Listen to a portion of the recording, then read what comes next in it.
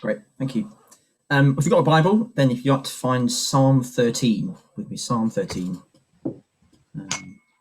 I'll read it as we go through a bit at a time. But have it in front of you, ready. To Psalm 13. And it's a psalm that really asks a question. So David in this psalm asks the question, how long? He asks it 4 times in verses 1 and 2. And it's a question we're all asking at the moment, isn't it? How long until restrictions will be lifted? How long until we can sing in church again? Need to think about what we're here for today.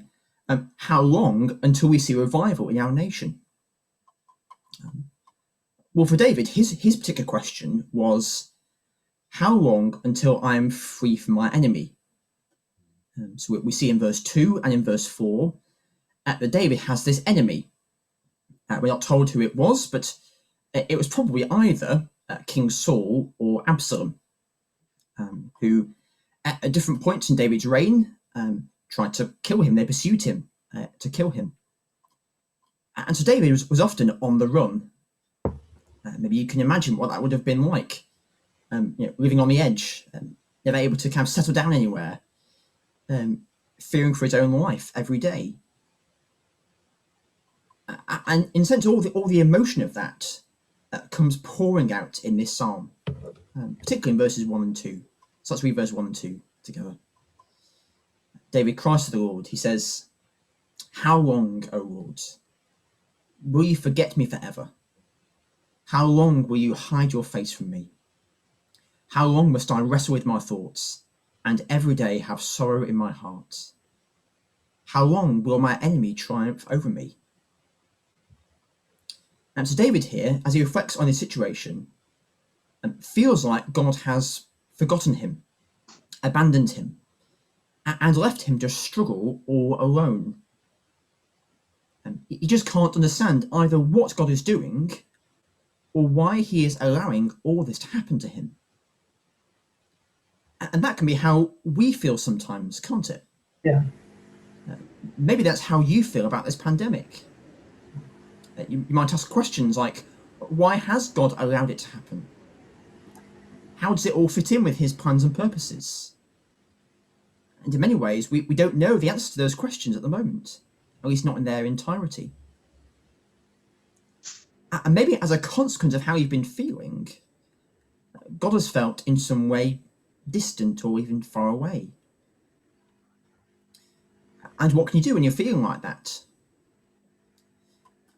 Well, in this psalm, David shows us 2 things that we can do. Firstly, we should cry out to God. We should cry out to God. Look at verses 3 and 4 as David carries on. He says, look on me and answer, O Lord my God. Give light to my eyes, or I will sleep in death. My enemy will say, I have overcome him, and my foes will rejoice when I fall. So even though David questions God and doesn't understand everything that's happening to him,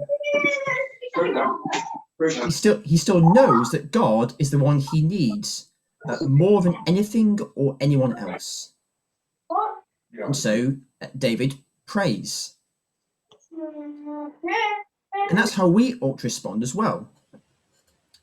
Yes, like David, we might not understand everything God is doing in our nation or in this world. We might question why God isn't doing more when we think he ought to be. But also, like David, our first response should be to pray, like we're doing today, to cry out to God, to look to him.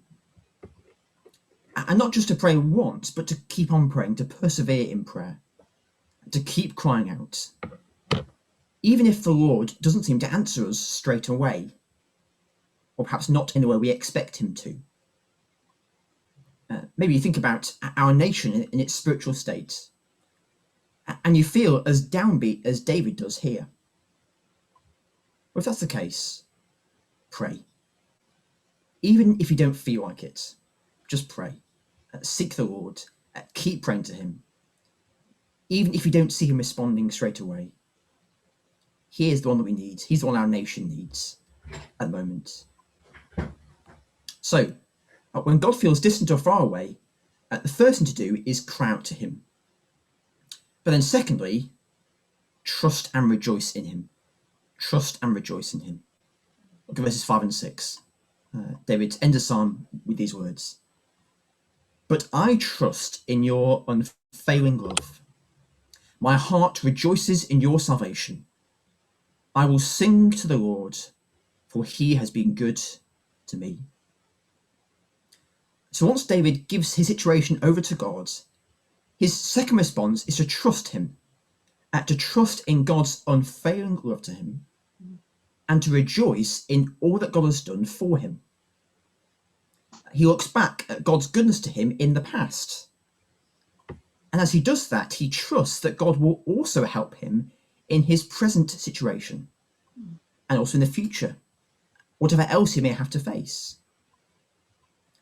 And that should be our second response as well. Pray to God, but then trust him and worship him for who he is and what he has done for you. And like David, our hearts can rejoice in God's salvation. In fact, we can rejoice even more than David could, because we can look back to what Jesus has done for us. You can look back to what Jesus has done for you. He has saved you. He has rescued you. His unfailing love for you is so great that he laid down his life for you, even though you had done nothing to deserve it. And isn't that something that's worth rejoicing in as we come to pray now? Isn't that worth singing about, even during a pandemic? So, when God feels distant, or even if he feels near, cry out to him and then trust and rejoice in him.